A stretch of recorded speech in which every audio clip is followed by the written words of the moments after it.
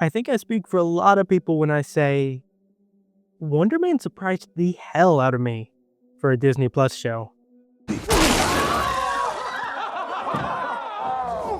Wonder Man isn't the flashiest Marvel has to offer. I mean, there are barely any fights. Actually, I think there's only one fight. There's no big cameos, overarching villain. It's honestly the least Marvel-like show we've gotten. And yet, I think it might be Oh one of my their better god! Disney Plus series. Instead of asking, how does this move the MCU forward?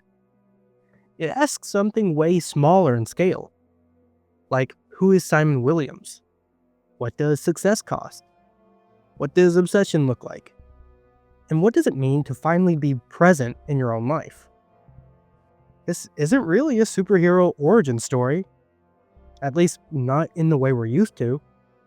It's a character study, set inside a larger universe. And that makes all the difference. So today, I want to talk about why Wonder Man works, why Simon is such a fascinating lead, why Trevor Slattery ended up being the emotional core of the show, and how this series carved out one of the most real corners of the Marvel Universe we've seen yet. Going in, I think a lot of people were like, oh yay, another Disney Plus Marvel series, which obviously hasn't been all that positive. They're now known for their weird 6-episode mini events that aren't really TV shows, set up more than they can answer, and haven't always stuck the landing besides a few amazing exceptions like Loki. Combine it with the fact that they've had this on the shelf for a little bit, then dropped all the episodes at once. Pretty concerning to say the least. But Wonder Man isn't like anything we've seen before in these other titles.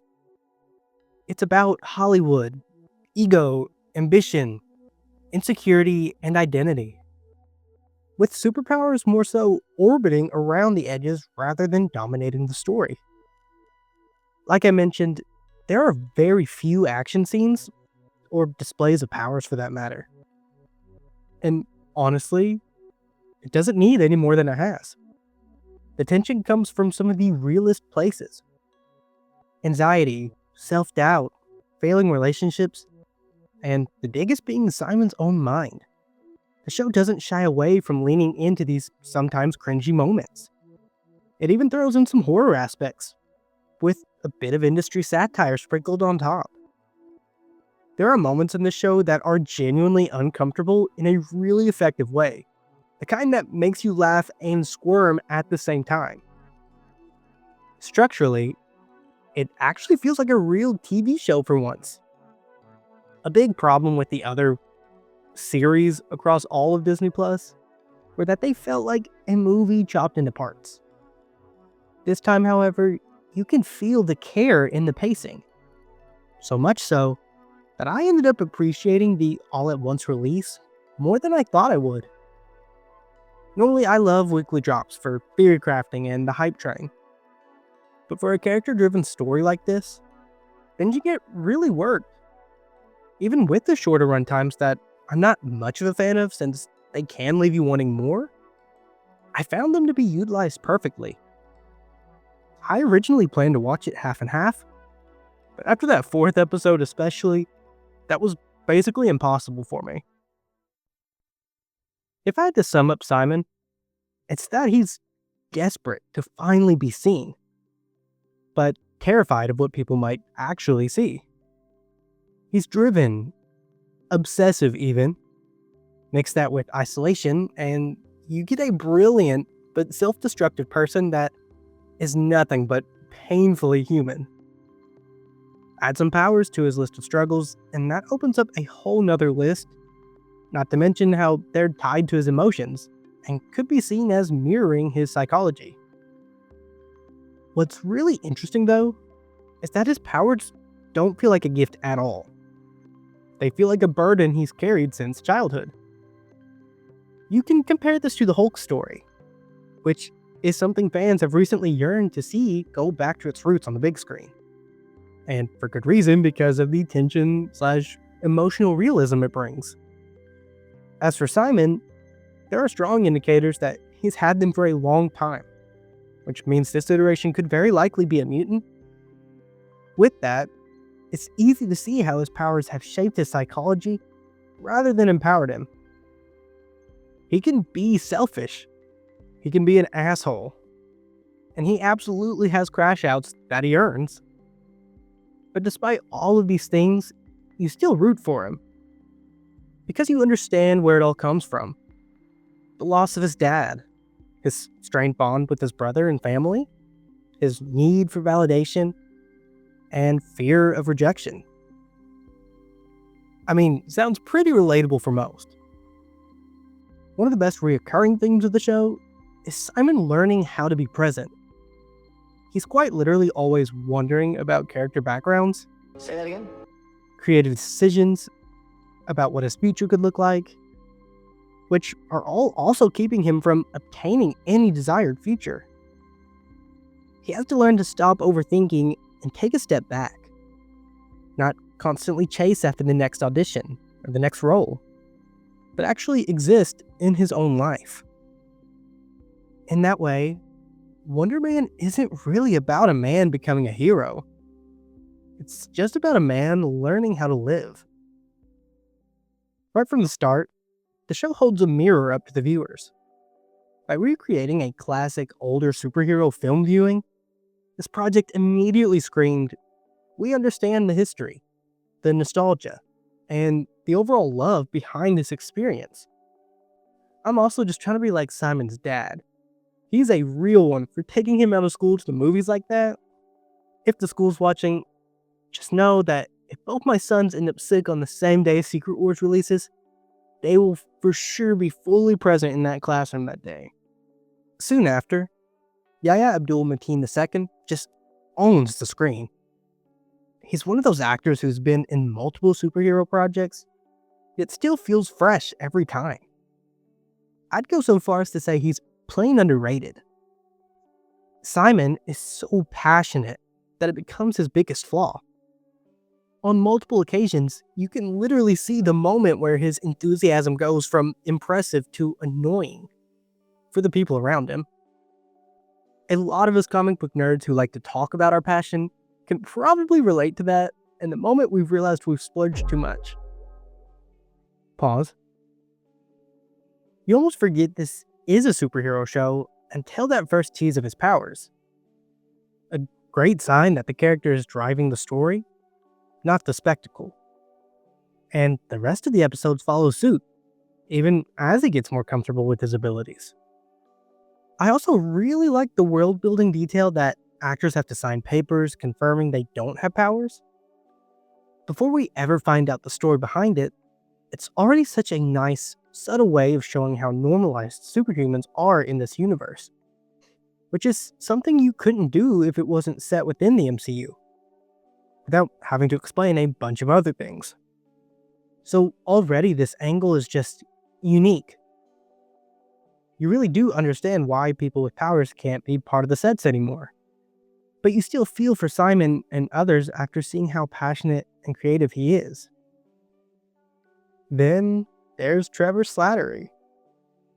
Bringing him back was such a wild but surprisingly perfect choice.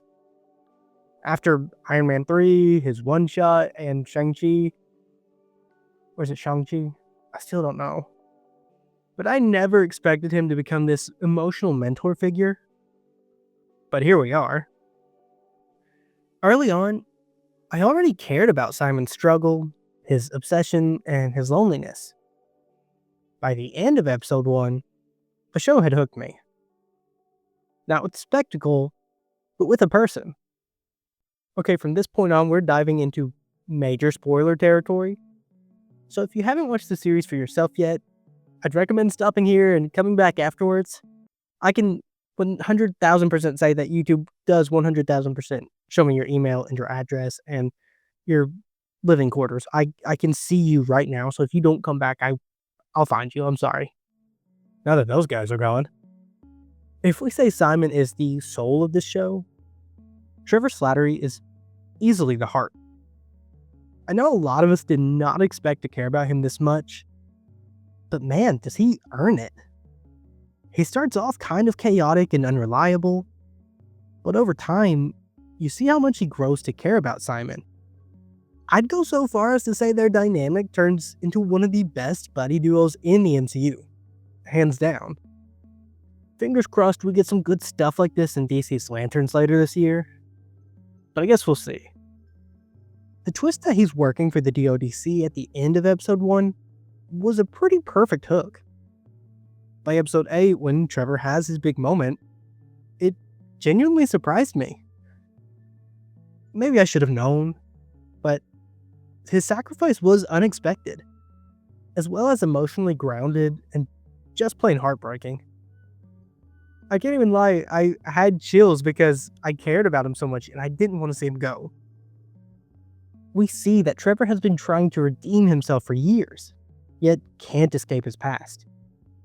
The show fleshed out that arc and finishes it in a meaningful way, especially for someone who's only ever really been comedic relief. By the end of it, he helps Simon understand how to control his powers, but more importantly, how to not get in his own way anymore. Without Trevor, Simon very well could have become a supervillain, because he would have only had power, pain, and no one to pull him out. Visually, this show is really nice to look at. The cinematography is fluid, clean, and confident. The color grading never feels overdone or unrealistic. And don't even get me started on episode 4. It might just be the standout of the entire series. The decision to do it all in black and white was inspired, especially for a show about Hollywood. It strips everything down and forces you to focus on character, mood, and performance. It also shows the brutal lows of trying to make it in the industry, especially in a world where superpowers exist. I can't stress enough how the horror tones throughout the series blend shockingly well with superpowers. I'll never get tired of seeing that side of a hero's journey, like from the works of Sam Raimi. Even the music never feels misplaced. It always enhances the moment combined with dolly zooms, unique car angles, and more. All in all, episode 4 isn't just stylistically bold. It almost feels like the thesis of the entire show. It shows Simon's worst fears come to life and gets us to understand the importance of his choices moving forward. Extremely risky move on them to halt the series and give us something completely different from what we've been watching, but they absolutely nailed it. It's just something we'd never really get on the big screen. So I was locked in the entire time, waiting to see where things were headed. We may have even gotten a Cloak and Dagger reference too? Also, rest in peace, Josh Gad. Maybe we'll see you in a one-shot or something someday, just going door to door and popping up around the MCU. I mean, I'd watch that like an I Am Groot miniseries. This might be one of the sharpest pieces of Hollywood satire Marvel has ever done, with projects like Deadpool and She-Hulk following. Again, the audition scenes feel painfully real. The cringe, the desperation, it's all there. People who have gone through those specific experiences in the industry even agree. On the opposite side, the scene where Simon has to pretend to be emotional towards a tennis ball, only for them to digitally insert someone later, way too accurate to some of the criticisms towards how the MCU has operated lately. I'm glad that they can make fun of themselves and acknowledge some of the more questionable things currently within the film industry. The show also smartly comments on CGI versus practical effects, especially through the MCU lens. It's funny and sad how we've gone from praising CGI to now craving practical work. And Wonder Man taps right into that. He can tap this too, you know what I'm saying? I'm a straight male, by the way. I think. You can ask my female fiance on that one. It's really just wild how grounded and down to earth this all feels in a world of superpowers and multiverses. I mean, this is the same Earth we're going to see in a few months come close to colliding with other ones in Doomsday. That kind of balance is hard to pull off, but the show manages to do it. I really love how they handled Simon's powers. The way they visualize them feels unique, sometimes even unsettling, which fits his character perfectly. It even took me a second to figure out if it was rippling through his body or if it was spinning light or so around it. As for the suit, I actually liked it. Yeah, it has some extra lines here and there that some people might criticize, but not like some other costumes we've seen. This time around, to me at least, it makes it feel tangible and practical instead of some unrealistic spandex, which definitely does work for some heroes though. I appreciate that they kept the ionic aspect from the comics, as that's one of the more interesting bits of him that fans can appreciate, even if we don't get the actual crazy origin. Did anyone really expect to see Zemo in this? But besides everything that I just said, what makes Wonder Man truly interesting is this. He doesn't spend most of the show trying to be a hero. In fact, he doesn't really spend any of it trying to be. His journey is internal first, and that's what makes his eventual steps towards doing good mean something. In a lot of ways, it's like Tony Stark, someone whose path began with his own flaws and mission that eventually spread out to something much greater than he ever imagined. If we get a season 2, which I really hope we do and aren't done dirty like Moon Knight. Yes, I'm a Moon Knight defender. I will defend Moon Knight until I die. But there are so many interesting directions they could go now. I'd love to see Simon doing more undercover acting to infiltrate places. That concept fits him perfectly and came out of left field in the finale. There's also a really compelling path where he ends up working with, or for, the DODC in morally gray ways. Maybe even mirroring his comic debut as more of an antagonist. Maybe the forms people fill out are a subtle way the DODC gets them on their radar to keep track of, and whom Simon may be forced to round up. Some of this could naturally tie into the West Coast Avengers idea too. That's been teased around the edges of the MCU. Less likely, but perhaps his brother could turn into the Grim Reaper, which I know some of us were expecting after that tiny Easter egg in WandaVision. I mean, it could make for some interesting toy stelling, now that they just got reconnected. In regards to the DODC, it's very clear they're being positioned as a major force moving forward, especially with mutants entering the picture. I wouldn't be surprised if they play a bigger role in Spider-Man Brand New Day than we think, which also has Destin Daniel Cretton directing. Some could say it was his destiny. Yeah, I'm not cut out for this. Someone stop me. Fans will likely appreciate most of all how Wonder Man feels genuinely standalone while still fitting perfectly into the MCU. Is it required viewing? No. But does it enrich the universe and make it feel more lived in? Absolutely. And that's the kind of story similar to Fantastic Four First Steps that this world is needed. Not homework, but bonuses. I know there was a time where we got kind of sick of the Marvel Disney Plus series, especially since they were mandated, so the quality kind of dipped. But I love seeing them branch out and take risks like this. I don't need every project to be a big A-lister to have a good time. I mean, they basically had a whole hilarious side quest episode running around like crazy, and yet it didn't feel out of place as it still stayed focused on exploring their struggles. I think people have a certain expectation from shows when you say they're set in the Marvel Universe. But you also have to look at it as character studies set within the world. Not always having to push the narrative forward, which is what makes the project special. And the others that do push it forward, special as well in their own right.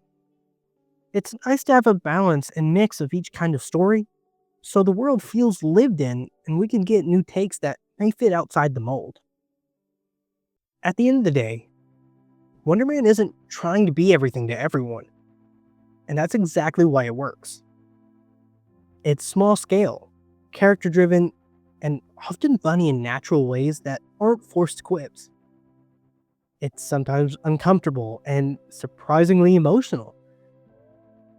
I personally related to Simon more than I wanted to, being obsessive about career, feeling isolated, and using movies as an escape, which I'm sure 99% of you watching can understand. Yahya Abdul-Mateen II and Ben Kingsley carry this show with incredible chemistry. Episode 4 is a masterpiece of tone and storytelling. And most importantly, the series never loses itself. It never resorts to a cliche CGI finale like we've seen, and never forgets that its real story is Simon Williams. In a universe full of androids, aliens, and wizards, Wonder Man might be one of the most human stories Marvel has told.